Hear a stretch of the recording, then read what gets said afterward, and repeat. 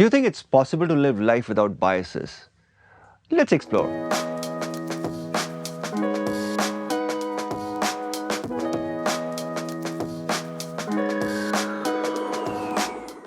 When we watch football matches or cricket matches, more important than the player are the people called referees or umpires.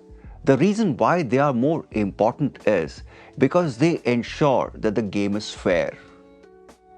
They ensure that the rules are implemented impartially. And today that's what we will explore, impartiality. From a civil service perspective, it's expected the civil servant to be impartial. And that's why UPSC calls this as a foundational value for civil services. Leaving civil service aside, have you thought about this? Is it possible for a human being to be absolutely impartial? In other words, can we live our life without biases? Can we make decisions without any biases, objectively? That's what we'll be looking into today. Let's start by understanding what does the word impartial mean. In simple words, impartiality implies being fair, and civil servant is expected to be fair. That's one. If you look at philosophers emphasize or equate impartiality with being consistent, treating everybody consistently. And in fact, philosophers are very, very assertive that to have a moral point of view means you have to be impartial. So in other words, philosophers emphasize that impartiality is the basic ingredient to practice morality or to be moral. Speaking of philosophers and philosophy, they have a different perspective on, or I should say they differ in perspective when it comes to impartiality. There's one school of philosophers who believe that impartiality is the foundation for a moral point of view. That is, morality cannot or ethics cannot be practiced without impartiality. On the other side, there is a set of philosophers who believe that emphasizing on impartiality is denying the basic human nature or denying the basic way in which human minds function. See, humans are programmed to be partial towards their own people. When I say people, it can be own family members. Just imagine, as a human being, I am being cared for by my family. So obviously, when I take a decision, I will be slightly partial towards my immediate family. How to get rid of that bias? How can I be absolutely impartial towards my own family members? So that's why this set of philosophers believe that being absolutely impartial is denying the basic nature of human mind or denying the basic human nature. But anyway, nevertheless, today's session is not about discussing the philosopher's perspective on impartiality. Today, we'll be exploring impartiality from civil service perspective, because that's what the syllabus talks about. Before we get into understanding what does impartiality mean in the context of civil services, let's understand what do philosophers have to say about impartiality.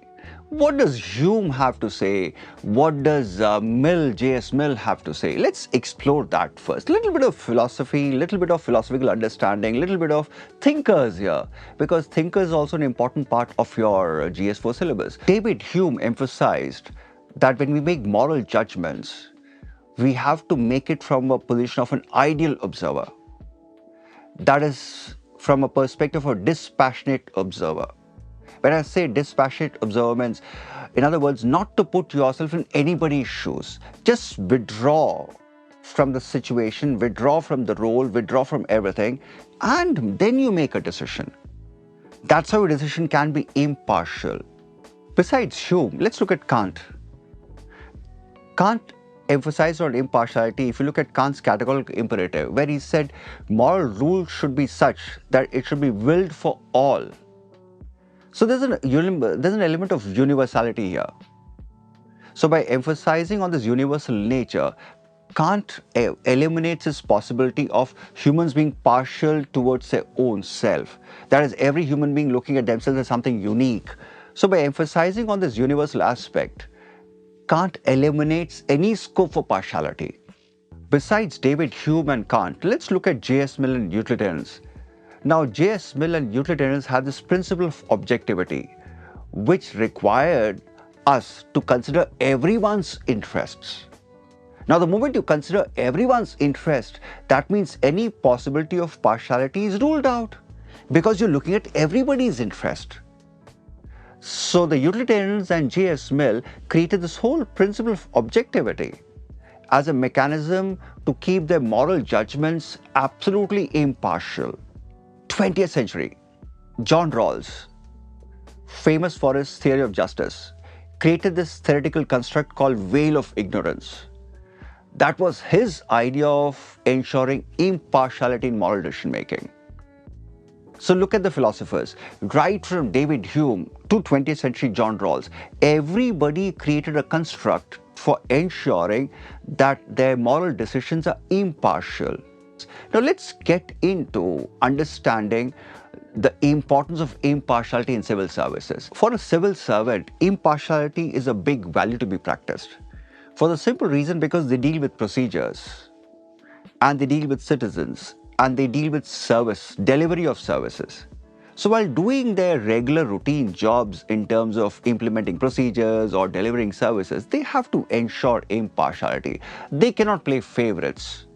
And speaking of favoritism, that's one of the biggest unethical practices we have in our country, favoritism. Let's leave the unethical practices aside. Let's come down to understanding what role the importance of impartiality in civil services is. Firstly, impartial treatment of citizens. Then, practicing impartiality means civil servants can make decisions without the influence of any political party.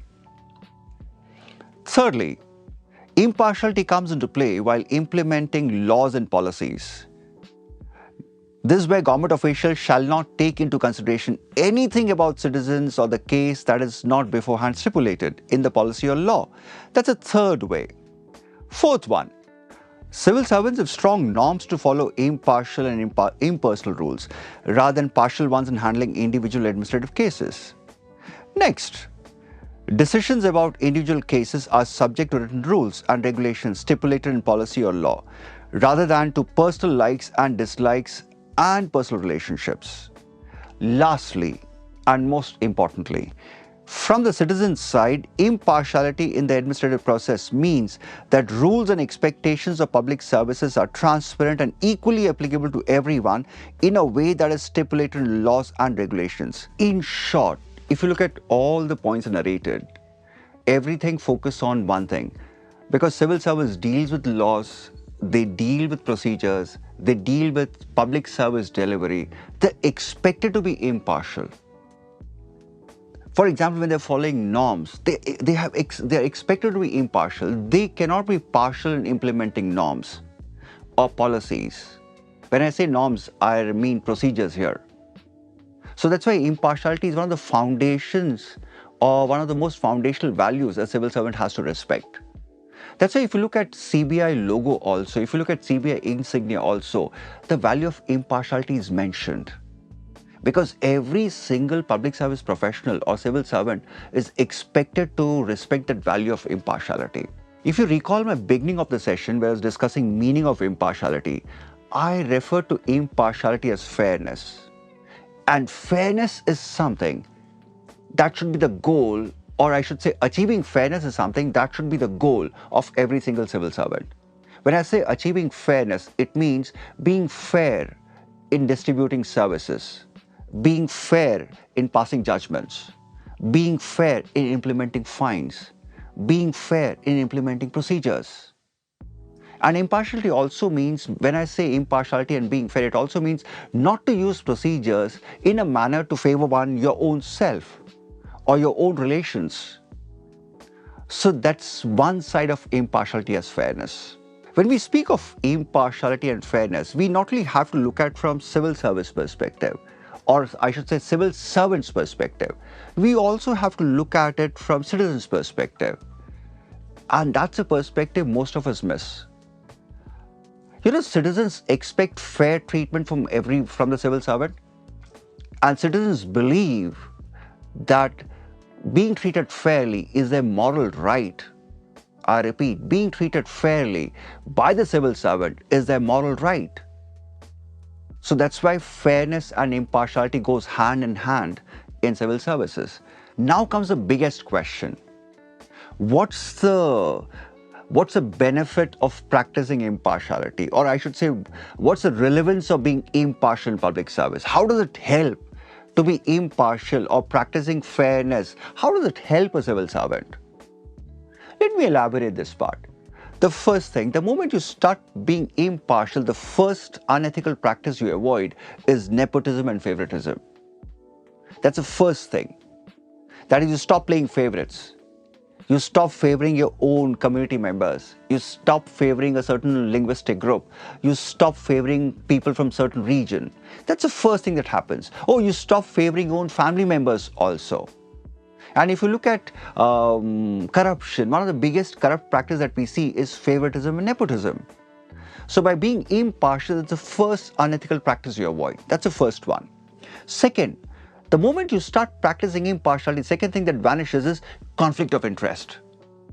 When I say conflict of interest, means these are situations where a person tends to take decisions which is not in favor of the department, but they start taking decisions which is in the favor of their own self, their own interest.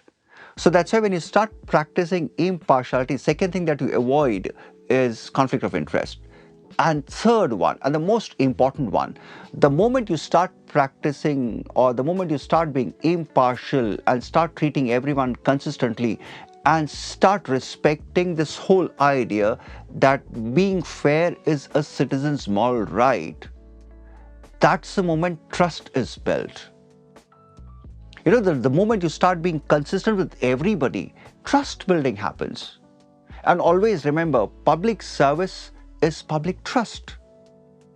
So that's the advantage of practicing impartiality. Before I close, let me narrate this small incident from Euthyphro. In Euthyphro, Socrates noticed this young man prosecuting his own father for committing murder. Can you imagine prosecuting your own father for murder and treating your own father as a criminal? Whereas common sense always tells us that you treat your own personal relations a little differently. And Socrates was very astonished by this behavior of this young man who was willing to prosecute his own father as a stranger. Absolute impartiality. My biggest question to all of you is, can one be impartial in a similar manner in our life? Can we be absolutely impartial in our lives? What do you think? Leave your thoughts in the comments. Now that we explored the concept of impartiality from two perspectives, what the philosophers say, the theoretical constructs the philosophers had created, and at the same time, the importance of it from civil service perspective, let's come down to previous year's questions. In 2016, the question was, why should impartiality and non-partisanship be considered as the foundational values in public services, especially in the present-day socio-political context? Illustrate with examples. In 2021, the question was, should being impartial and being non-partisan be considered as indispensable qualities to make a successful civil servant? Discuss with illustrations. After today's session, I'm sure you should be able to write an answer very easily, because today I discussed impartiality from philosophers' perspective and impartiality from civil service perspective. And interestingly, I also discussed the theoretical constructs that philosophers gave us for practicing impartiality. At the same time, also spoke about the advantages of practicing impartiality in civil services. I'm sure you should be able to write an answer.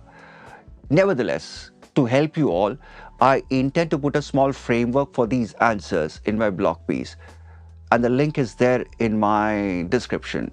Do follow that link. See you soon. Happy learning.